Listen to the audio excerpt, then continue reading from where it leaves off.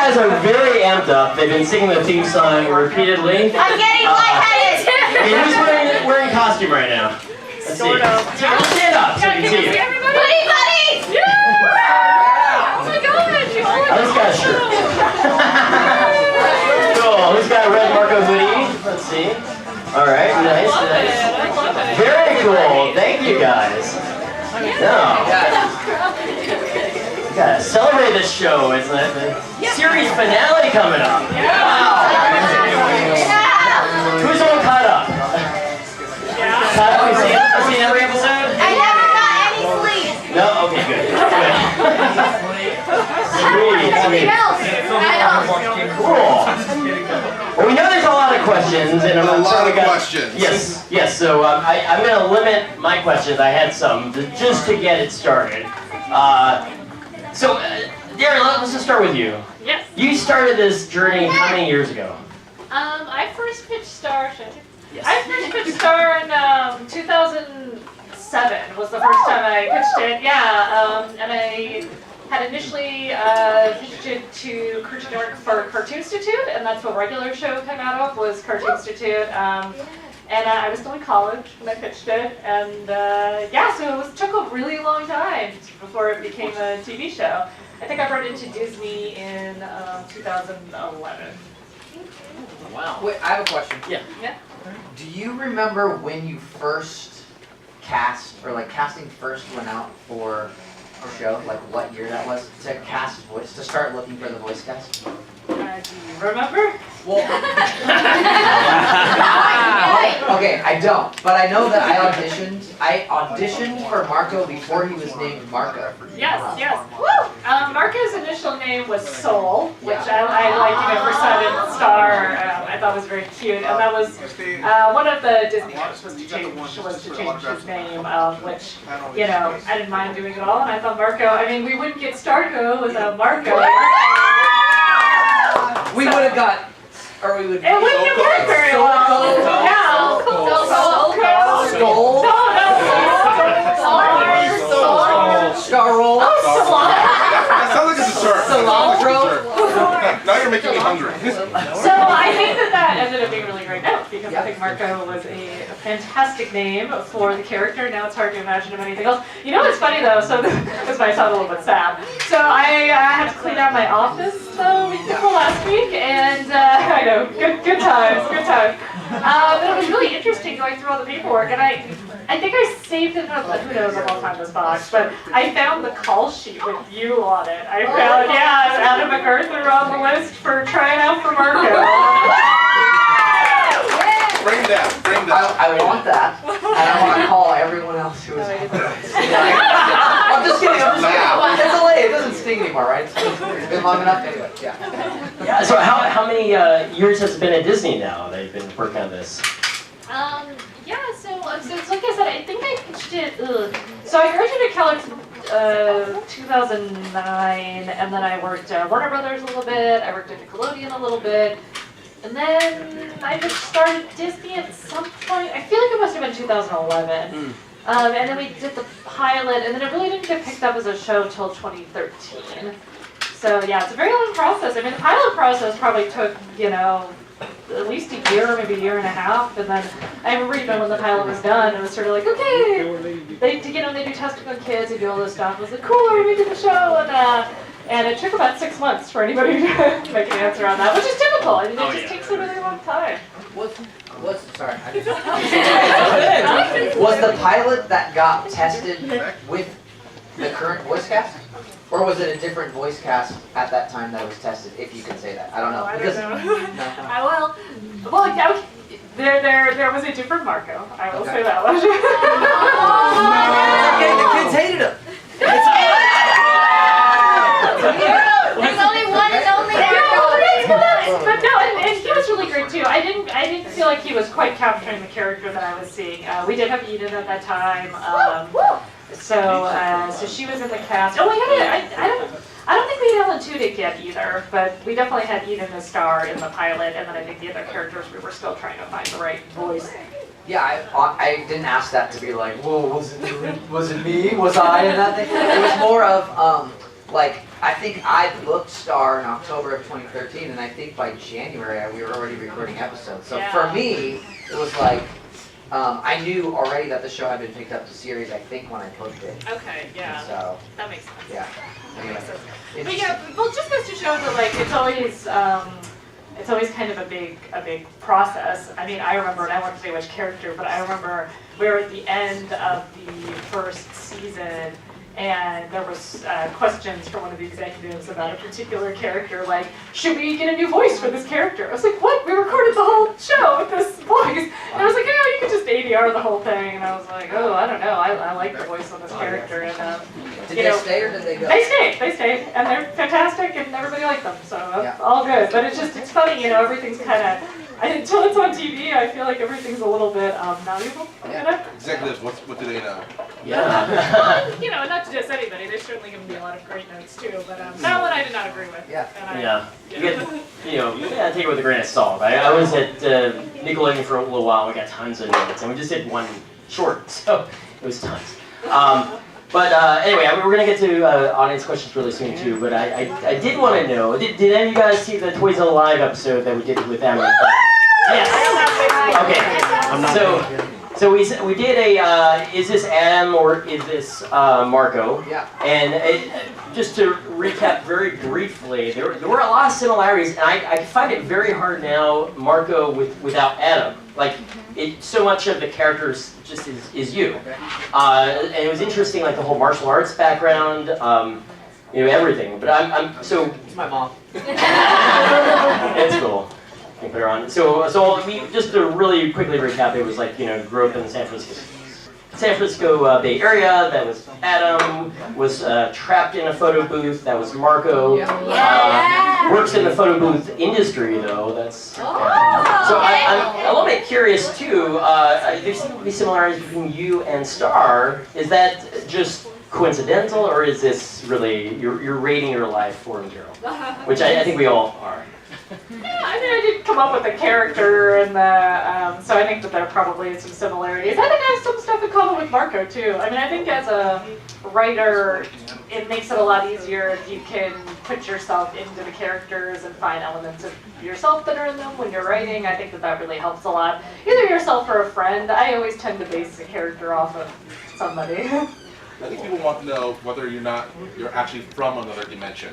I can't answer that one. I'll pose two questions to you. So let's see if this is Darren or if this is Star. Okay, friendly, energetic girl who loves having fun and usually has an optimistic outlook on life. Now, it could be either. It doesn't have to be one or the other. Do you think, is that Star or is that Darren? Yes. Okay, when she was younger, she went through puberty and turned completely purple and acquired an insect-like appearance. Is that Darren? Okay, and the last one, works very hard towards her goals, so much that she will sometimes end up being sleep deprived. Both, yeah. So how hard did you work? Sleep deprived, yeah. Sleep deprived, I'd say so. I mean, this obviously was a journey of love and this whole journey for you, and how does it feel now that it's kind of coming to its fruition now and the ending? Yeah, well, it's been a tough 8 months, I'd say. It's gosh, and I've explained this before in like other panels, and I'm sure all of you are fans of animation, know how different people in the shows have different jobs. So my writers were done, probably even about a year ago. We're done writing the last season, and then a few months later the board. My board artists were done last summer. My character designers and background painters and all that were kind of ending in the fall. Me and my post team were left to finish the show in the spring, and then they were ending. I mean, I feel like I've been saying goodbye for like 8 months just to all the wonderful people that worked on the show, and they were, it was hard, it was like a lot of tears, a lot of this was kind of sad. So, now, I've actually, I have not that job for like a week and a half, it just felt great, I have to say. It's been nice. I've been reorganizing everything in my house. I have a little bit of markup, a little bit of, it's just felt great. I haven't been able to do that since, you know, for 4 years or something, or 6 years maybe. A long time, it's been a long time. Yeah, so that's been great. And you know, but I'm gonna miss the show. Like I've loved doing the show. You know, I hope maybe I can do more with the characters at some point. I'm really excited for everybody to see the ending, and I'm glad that I got to write an ending. I think I might want to clear something up a little bit because I feel like so many people be like, "Oh, Darren decided to end the show." I didn't like exactly decide to end the show. Like I knew the show would be ending in the 4th season, so I wrote an ending because I knew it would be an ending. But it wasn't like I was like 4 seasons is all I want to do. Goodbye. You still have lots more material. Yeah, I mean, I think we could have made another season. I also feel like, you know, for me, well, I can't do it. I mean, You guys want to animate it right now? so, you know, You can start a Kickstarter. well, Disney owns the show. Like I do not own the show. Disney owns the show. You know. And to do 4 seasons, I feel extremely lucky because that is actually quite a rare thing in animation. So I feel like we kind of got to do the max that we were able to do. And that was exciting. But no, I mean, I would love to do more with Star sometime, you know? Me too. Right to Disney. But we'll see what y'all think of the ending. Right to Disney. Everyone dies. It's over. No. Yeah. You hand me the boba and then you hand me the mic. Let's see. Do both. Pop your boba first. Okay. I'm not gonna have to double straw it again, do I? No. There we go. Yeah, There we that's go. sweet sound. So I guess we're gonna answer some questions now from the audience. Oh, no, I thought maybe you had some. Oh, okay. You pretty much answered all the questions. I did? Yeah, you did. I still got more You did. questions. But I have a question that a lot of fans want to know. Can you talk about whether or not there's going to be anything in the future in store for you guys? There Any is. projects? Life goes on. Life goes on. People die when that last episode Yeah. airs. On May Rock's 19th, dead. it's just, yeah. It's just going to be like that. Yeah. It'll be like that. Yeah, we Yeah. just disappeared. Here. It just started. Yeah, there's pretty much nothing left in the future. It's true. I bought the Magical Book of Spells a while back, and I binged the first season in my preparation of this interview and our brief interview on Toy Zilla Live. Something I noticed as a big fan of Dungeons and Dragons, there's a little bit of callback to the game. I was wondering, was that intentional? Are you a D&D fan? Do you play D&D? No? I wouldn't know if we did that. I don't know. I don't think it would be intentional. What did you see that was D&D? Like the characters. Well, there is a couple people playing D&D. Yeah. In the 3rd season. Yes. We didn't get there. Yes. I was wondering, is there ever, because during April Fools this year, they did a April Fools of She-Ra D&D. I was wondering, is there ever going to be a Star vs. the Forces of Evil D&D supplement? Or something that you guys might be interested in maybe doing? I don't know what that means.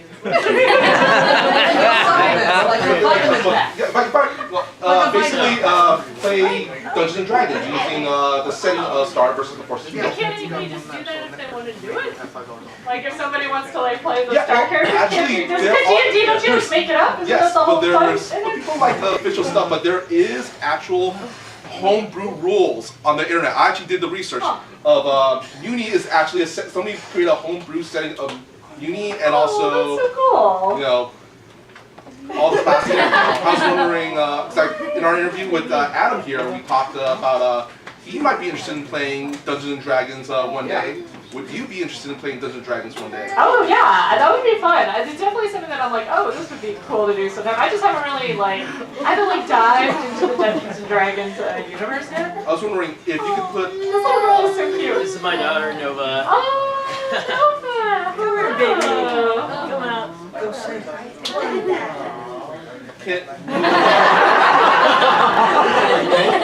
Reverse psychology. I asked Adam a question. I want to ask you the question as well. If you could put the characters in the Dungeons and Dragons classes, what would Star be in Dungeons and Dragons? Like sorcerer, wizard. I mean, she's Give her got more examples of magic. classes. Sorcerer, cleric, fighter, druid.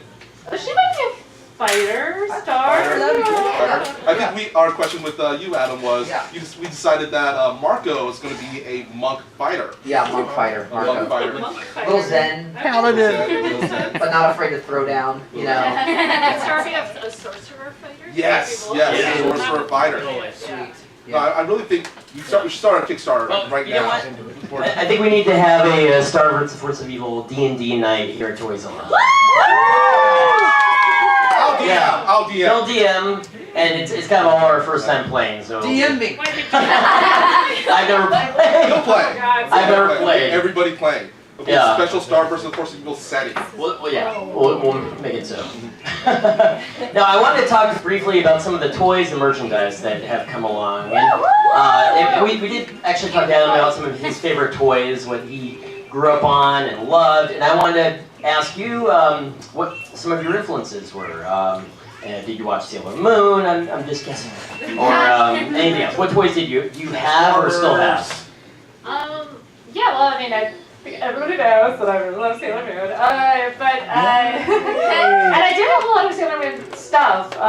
You know, something kind of interesting. So I don't know how many of you know this. I am 33 years old. When I was growing up and was interested in anime, it was not easy to find. It wasn't like right now where you could just like go on the internet or just go to like Netflix with all this anime. I don't know, and Hulu and all this stuff. But when I was really into anime as a kid, I had to like go to there was this place, Collector's Guide to the Galaxy. I don't know if that's still around, and it was in the Fallbrook Mall, and I grew up in the Valley.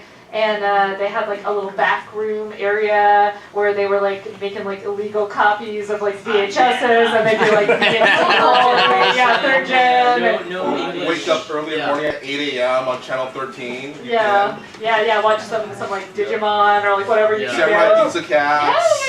I love Samurai. Ronin Warriors. Yeah, so it was like, I think part of the joy was like the hard to getness of it. Yeah. You'd be trying to like find these things. Actually, I met Lauren. We have a mutual friend who I met in the back of the anime store. So it's pretty cool in middle school. It's pretty awesome. Yeah, that's awesome. Yeah, how about you? What was the question? Toys of your childhood. Oh, toys. I mean, honestly, when I came in here on Tuesday, I was looking around. I'm like, I have that. Yeah, you were showing us your collection. So like, yeah, I have all my Ninja Turtle, like all original Ninja Turtles. I have a lot of old GI Joes, like 80s GI Joe stuff. Some Transformers. I had a lot of Thundercats stuff. Yeah. You had an impressive wrestling toy collection. I had some WWF Yeah, rubber, yeah. like the 9-inch figures. I had like all of the original Power Ranger stuff, so I had like all the Megazords. Through like maybe like the Shogun one. What is that? The Thunder Megazord. Yeah. I had that one. Yeah. So I mean, I always had toys, and I'm still like there was a period of time like through college and after college where I was like in different apartments every couple of years, so it was hard to like have my stuff. But now that I'm like in a set place. My parents, like a year ago, were like, you need to get all your crap out of our store. And I was like, okay, it must be like a couple of boxes. And so I went home and there were like 23 giant stores full of toys. And I was like, okay, I'm going to have to go through all this stuff. So I did. I went through everything, cataloged everything. The stuff that I liked and didn't love when I was a kid, that didn't, spark joy. I sold on eBay, and so I sold like $7,000 worth of toys on eBay. So it was crazy. And then kept a lot of it because I was like, you know what? I don't need to sell this right now, so maybe I'll keep some of it. So I kept all my Power Rangers, all my GI Joes, all my Ninja Turtles, and now it's all cataloged, and it's amazing. And you're still buying stuff. And I'm still buying stuff. Yeah. Still buying. You went to Japan recently. I did. I went to Japan recently. The Tamashii Nation stuff, that there's some of it around here. It's like metal Megazords from Power Rangers, Shogoken, yeah. So all that stuff is like really awesome. What I like now is stuff that's a little bit more rare and exclusive and hard to come by. And I like the what I call the adult versions of the stuff that I had when I was a kid. So like there's this brand of like Power Rangers Megazord you can get that's all made of metal and it's like really articulated and it's more expensive than it should be. It's like, you know, Oh yeah. instead of like a It's $60 ridiculously Megazord, it's like a $300 Megazord, but they only make a certain amount of them and like whatever. So I like to have those things next to the stuff that I had when I was a kid. So it's like adulting. I had a lot of like model ponies and a lot of like the 80s ones. I had like They're probably the worth Dream seeing. Castle and Oh, I've had to get rid of a lot of that stuff. I was kind of in Adam's situation where like my parents were like, we're retiring and we're moving to Oregon and you have to come get everything, any stuff you want, or we're throwing it away. And I was like, no, and I had to like go over there and try to like get some of that. And then a lot of it ended up with in my office at Disney, which is why packing up the office was took a lot. But you know. You still have any stuff from your childhood that you actually have on display? At your Like in the house? Yeah. My house is really small. I don't, yeah, that's, it's all kind of in the garage and boxes. I've got, you know, I keep the star stuff out, you know, our few items from the show. But I try not to have too many toys out just because I don't have the space, you know.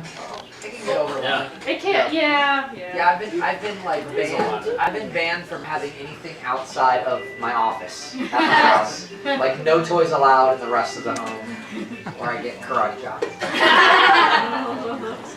Well, let's talk about Star Toys now, the few that there are, and I have some information on them because I would now, love some information. yeah, now I was really hoping to have this prototype wand here today, but unfortunately not because it got delayed. So UCC, they were supposed to have a Star wand that was going to have all the bells and whistles, everything, every spell. I mean, from what I'm told. But it was going to be a San Diego Comic-Con exclusive, and now it might not be out in time. So maybe in another year. A lot of people ask me about And UCC is the company that did the Star Dolls. They did. So they did the Star dolls, and I think they've done a couple other Star items like little plushies and clips. But right now, yeah, all we have, and we can't even keep this in stock. So it sells very I well. want So shoes. I want shoes. the only one we have right now actually is. Oh, I got her. Okay. I got her. Good. Sorry. A fall. Foreshadowing. Oh. Okay. It doesn't mean anything. So I've heard this one. This is not the licensed official one, but I've heard some of you guys have This it. is the Quest Buy The one. Quest Buy one, yes, which is still. But it is very pretty looking. Yes. It's very What well do you done. think about it? Oh, I think it's cool. I mean, you know, some of the stuff it's sort of mysterious to me because it's not like this is not Disney official, but it looks really nice. So very cool. I also like that they redrew the spell that was in her spell book, like slightly different because this is in one of the pages. I mean, the attention to detail is very nice, but I was excited. I actually did get to see the wand that's supposed to be coming out, and it does the light up, it makes sounds, it's very cool. I was, Wall attack or? yeah, I couldn't figure it out. I was told I was going to be out by Christmas, and then I kept asking about that, and then I was told it would be out by the 4th season, and then that didn't happen, and now I just, yep. Guys, Well, I did all the voiceover for the wand, so it's like pew pew pew. Maybe that's the delay. I don't know. I don't know, but I would love to see that wand, and I'm sure y'all would love to see it too, so hopefully it'll happen. Yeah. Guys, it's so funny, I get like tweets all the time from people like, we want toys, or like, we want this, like, do this. And it's like, I don't have like any control over any of that. Like, I can't, trust me, I would love, yes, I would love all the things. I mean, I can speak as someone. We just started making toys. So Toy Zilla started making dolls. We have our super duper ball busters over there on the shelf, and yeah. But it's a lot of work to get a toy made, to get approved, and especially if you're working with Disney or any licensor like that. They don't want like the little points, you know, ripping out any little kid's eyes and things like that. It's silly. Why not? Why not? Come on. You know, it's an adult collectible. Now, okay, that takes us to this, which is technically not a toy. Funko, thank God, finally got these out. So these are the set of Star vs. Force of Evil Pops, which are like adult collectible figures, which are awesome.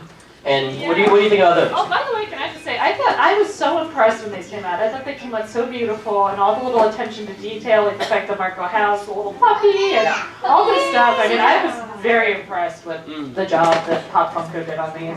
Oh yeah, and there were fan made ones before this. I saw online. There were photos of these like fan made pops. So before these even came out, fans were making their own versions of these. And but I think they did a great job. Have you guys signed any of those fan made ones? No. Well, no, yeah, I mean, I've signed stuff that fans have brought to events, their own dolls and their own. Yeah, not the pops yet though. I don't think anybody mass produced like a fan pop. Like I think just maybe ones they handmade. Yeah. So I think this is the first pop signing actually. And then this is the Hot Topic butterfly mode star, which is really and very heavy by the way. That was the only criticism I had. I had to put them in protectors because they kept falling out of the boxes. I don't know if anyone else had that problem, but otherwise it's beautiful. Yeah. Yeah. So very, very exciting. Do you have any information on if they're going to do a wave 2? Wave 2, That's actually one of the questions. yeah, no, that's a good question. I don't know the answer to that. I don't know if anyone does, but I wouldn't be surprised if there's going to be some exclusive versions of these, and there might be maybe like a wave, sort of like a wave 2. But it's going to if be. they did another set. I think there should be. I would love to see it. Right, Funko for that. Funko can still do it. So you send letters to Funko, Yes. just be like, we need more star pops. That's You know basically what? So before these Funkos came out, there was like a leak a while ago from Funko that had like a list of release dates for different things. And I remember sitting there in a text and I'm like, Star vs. the Forces of Evil, Pop Funkos, August of 2017. I'm like, amazing. August of 2017 rolls around, nothing. We start going around, the calendar, we're into like 2018, and every time Funko does a Q&A on Twitter, I tweet out, hey, everyone, go bug Funko about Star vs. the Forces of Evil Pop. And I know somebody who works at Funko in marketing, and every time we did that, I would get a text from him that said, hey, the social media department at Funko is asking if you could tweet to stop. tweet the fans to leave Funko alone. They're only getting questions about Star vs. the Forces of Evil in their Q&A, and they can't see anything else. I was like, give the people what they want. Maybe I'll tell them to stop. Otherwise, maybe I won't. So maybe we should just do that again. We should just, don't post a video of me saying this. Just do it. Just everybody get on your own social media accounts, tweet, post on Instagram, tag Funko every time and be like, where is my Princess Turdina? It's not criminal to be an individual. Where is my Eclipsa? Where is my adult Marco? Where is my Marco riding on nachos? Where is my Halloween Marco? And, I would love to see a Blood Moon Star Market. I almost just threw the microphone. I was so excited. Because sometimes they do the ones in the 2-packs. The 2-packs. 2-packs are great. Yeah. Exclusive of the Blood Moon Ball would be like. That'd be awesome. What about the oversized? We want to say oversized. Oh, the giant size. Funko. Nah, that's cool. No. A 6-inch block Yeah. like that was like Yeah, you know what? I would. yeah. So y'all are caught up, right? You've all seen. Do we have some Globcore fans? That song was so beautiful. I was so happy. I was so happy for him to finally be revealed. Yeah. There's more. I'm very excited for you. But I can't give away these spoilers. There's a lot more. There's more for everyone. Also, I want to talk about like kind of the fan interactions you've had, and I heard just even today that Blood Moon Ball that you had was really phenomenal, and I heard you were dancing quite a lot. So, do you have any favorite moments along your journey with fans and events that you want to talk about? Yeah, I mean, I would say one of The coolest things that was, Adam came up with was doing our boba events at Comic-Con. So much fun, and how about you talk about it?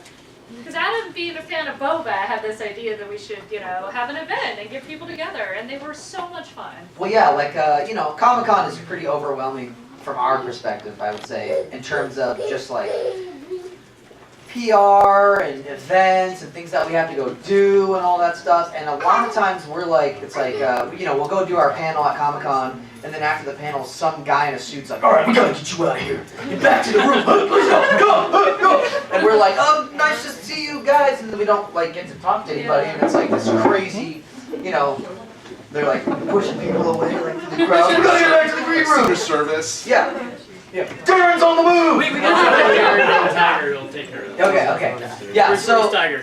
and while that's all... there he is. Yeah, hey. Alright. While that's all super fun, I was like, dang, you guys and these people at San Diego have come from, all over. And it's kind of lame that we don't get a chance to be like, hey, thank you for coming today and enjoying our show. And, get a second to just like talk to people. So I was like, you know what? I'm gonna need a boba in San Diego. That's gonna be obvious. And in order to get a boba, I was like, why don't we just make a whole event out of it and have some people come and we can hang out and answer questions and take pictures and let it be something really special for the fans. Yeah, definitely more intimate. More like a hangout as opposed to like, hey, well, just sit up here and talk. We could like actually just hang out. Yeah, So- we got to meet so many amazing people that way. Most of them were amazing. No, I'm just kidding. And actually, some of them are here, so Yeah. that's exciting. Thank you all for coming to our different Things. events. No, it's so nice to have the support. It really is. Yes. It's really fantastic. So Great. thank you. Now- Should we do some audience questions? Oh, we are. I have one more thing, and this was interesting because in my research, you have some fans, but then you also have some haters. Now, but no. Yeah, wait. I bring it up because, in my opinion, if you do anything amazing, there's gonna be a lot of people that love it, but then you'll polarize people, and there'll be some people that hate it. So now, and it was interesting to find out why. Especially in the later seasons, you definitely have tackled some like equal rights issues. Monsters and humans, being equal. And I was like, I thank you for that. I think it's incredible. And then I found out that Star was actually the first same-sex couple kiss on air. Which I don't know, the first Disney televised same-sex kiss, which I think is amazing. So I think the haters, they have to get over it, but I'm glad that you actually tackled some of the tough subject matter, and I don't know if you want to talk about that at all. Yeah, well, my opinion on it is, there's going to be, like you said, there's going to be polarization if you're making something really interesting. Like, I think that if it were sort of like the show was just okay and everybody kind of liked it, it would probably be super boring and no one would really remember it. Yeah.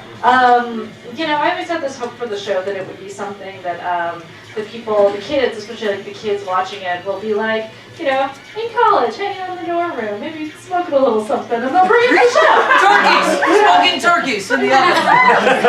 Kind of like me and my friends at college, you'd start talking about, oh man, Rocket Thunder Life was so cool, or like certain, oh my gosh, The Adventures of King Pete, that affected me so much, like it was so different. So I love that show, such a good show. So I really wanted to create something that would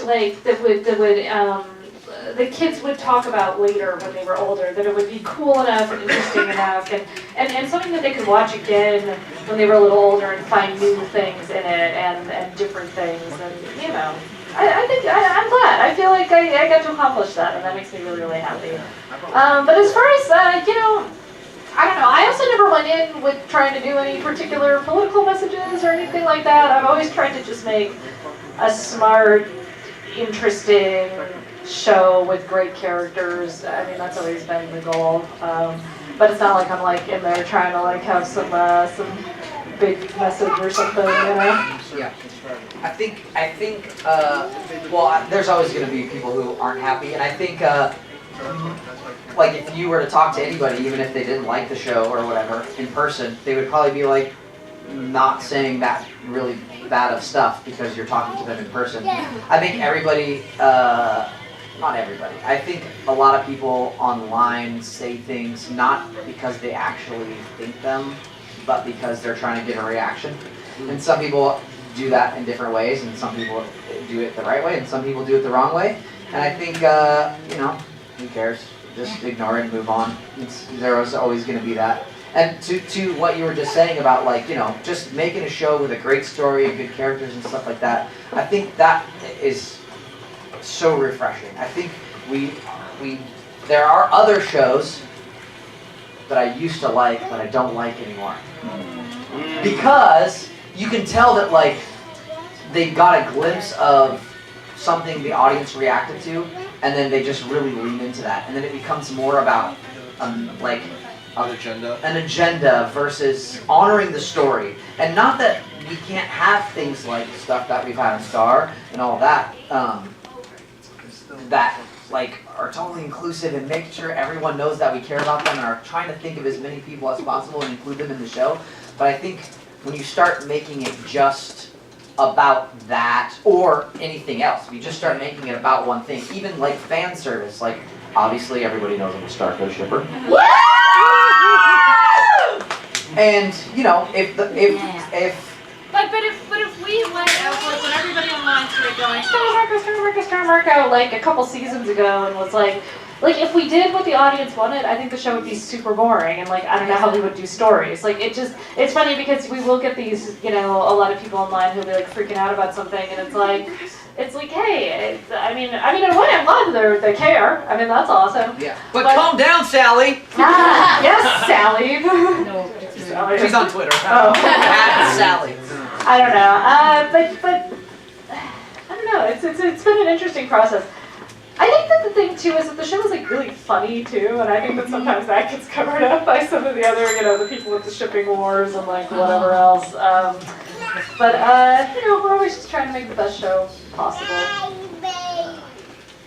You're doing a phenomenal job, and also you've got some phenomenal fans, and they've made some amazing artwork. I've seen a lot of it. That's one of the coolest things too, just to see.